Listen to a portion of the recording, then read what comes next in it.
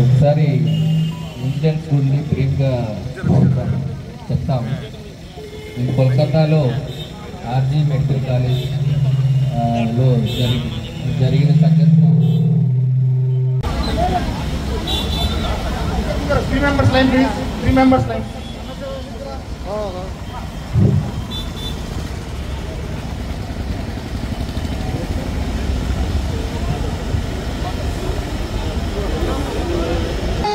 Save India. Save women. Save India. Justice denied is. Justice denied. We want. అత్యాచార దోషులనే అత్యాచార దోషులనే తక్షణమే ఉరిదీయాలి. మహిళలపై దాడులు నశించాలి, నశించాలి. మహిళలపై దాడులు మహిళలపై దాడులు అత్యాచార దోషులనే అత్యాచార దోషులనే. Save women. Save women. Justice delayed is. Justice delayed is. We want justice. We want justice. We want justice. మహిళలపై దాడులని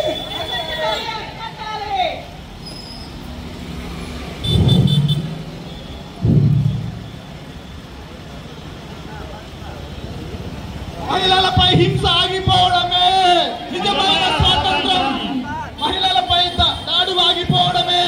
మహిళలపై హింస అరికట్టాలి, అరికట్టాలి. నశించాలి, నశించాలి.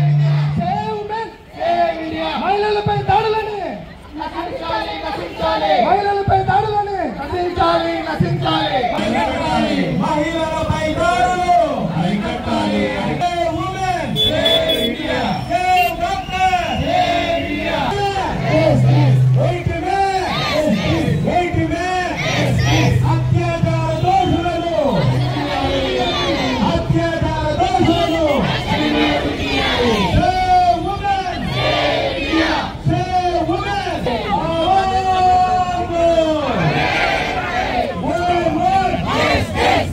కాలేజీలో ఈ నెల 9వ తారీఖున జరిగినటువంటి రేప్ కానివ్వండి, అమ్మాయి మర్డర్ కానివ్వండి, చాలా బాధనీయంగా ఉంది.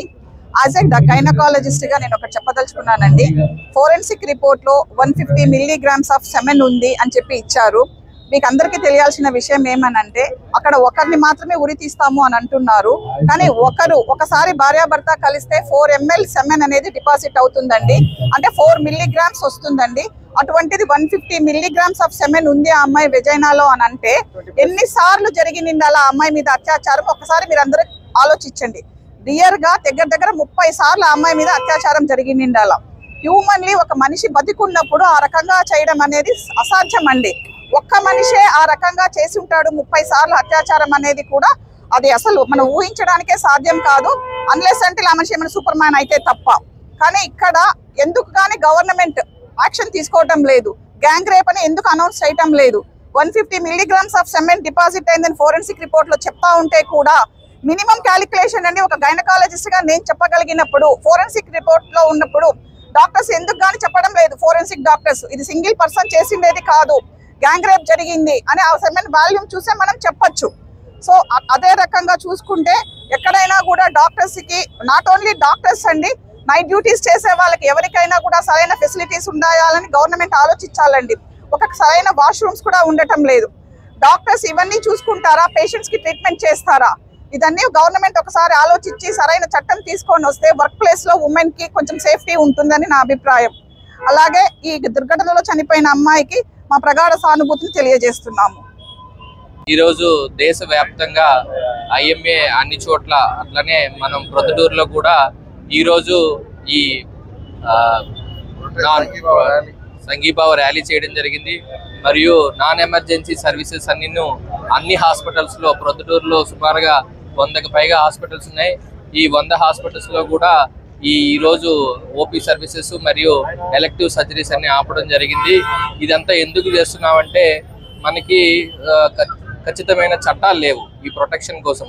మన ఆంధ్రప్రదేశ్లో కానీ నేషనల్ వైడ్ కానీ కఠినమైన చట్టాలు లేవు. ఈ చట్టాలని కొత్తగా మళ్ళీ చేసేసి దీన్ని మన ఇంప్లిమెంట్ చేయాలి. ఈ కొత్తగా ఉన్న ఈ కొత్త తరంలో ఈ క్రైమ్ అనేది చాలా మార్పులు చెందుతూ ఉంది. ఈ మహిళలపై దాడులు, వర్కింగ్ డాక్టర్స్ పైన దాడులు ఇలాంటివన్నీ అరికట్టాలంటే ఖచ్చితమైన చట్టాలు తీసుకురావాలని గవర్నమెంట్ వారిని మరియు నేషనల్ వైడ్గా కోరుతున్నాము. ఇందుకోసమే మా నిరసన ర్యాలీ తెలుపుతున్నాము. దీని తర్వాత మా ప్రెసిడెంట్ గారు మాట్లాడతారండి. అందరికీ నమస్కారం అండి. అందరికీ నమస్కారం. నా పేరు డాక్టర్ మహేష్. నేను ప్రొద్దుటూరు ఐఎంఏ బ్రాంచ్ ప్రెసిడెంట్ని. మీ అందరికీ కూడా తెలిసిన విషయమే, ఈ మధ్య 9వ తారీఖు కలకత్తాలో ఆర్జీకర్ మెడికల్ కాలేజీలో ఒక వైద్య విద్యార్థిని దారుణంగా గ్యాంగ్ రేప్ చేసి చంపేశారు. కాలేజీ లోపలే జరిగింది. అది కాలేజీ ప్రెమిసెస్ లోపలే జరిగింది. వైద్యులకి ప్లస్ ఎస్పెషలీ లేడీస్కి ఎక్కడైనా కూడా ఈ నిన్ననే ఒక టీవీలో చూపిస్తాను, నిమిషానికి 80 గంటకి 86 రేపులు జరుగుతున్నాయట ఇండియాలో. అంటే నిమిషానికి సెకండ్కి 1.5 జరుగుతున్నట్టు లెక్క ఉంది. ఇంత దారుణమైన శాంతి భద్రతల పరిస్థితి కూడా వస్తూ ఉంది. వీటన్నిటినీ మనము జరగకుండా కాపాడాలంటే అత్యాచార దోషులకి మంచి ఎక్కువగా క్యాపిటల్ పనిష్మెంట్స్ పెడితే కానీ ఇవి కంట్రోల్లోకి రావని నా ఉద్దేశం.